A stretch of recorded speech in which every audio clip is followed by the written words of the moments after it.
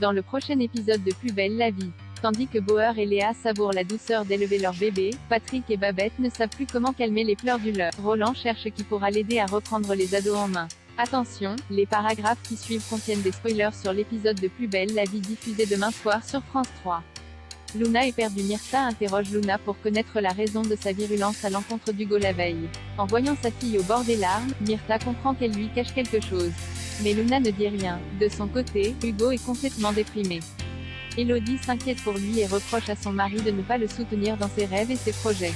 Bastien discute alors avec son fils. Ce dernier réussit à le convaincre de retourner voir Luna une dernière fois. Pendant ce temps, Thomas révèle à Luna et Myrtha que Barreau et Vitreuil comptent s'appuyer sur le rachat du Célestie pour mener à bien un projet d'une plus grande ampleur, faire du Mistral un quartier ultra sécurisé pour riches.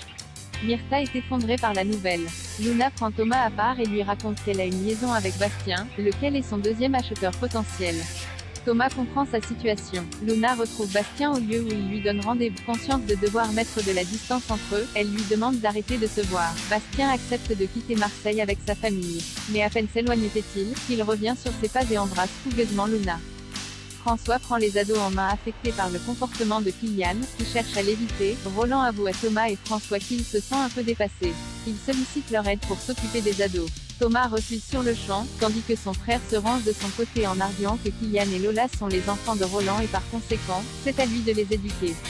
Pendant ce temps, Lola tente de calmer Kylian, en vain. Plus tard, Roland invite Kylian à discuter à la terrasse du bar du Mistral.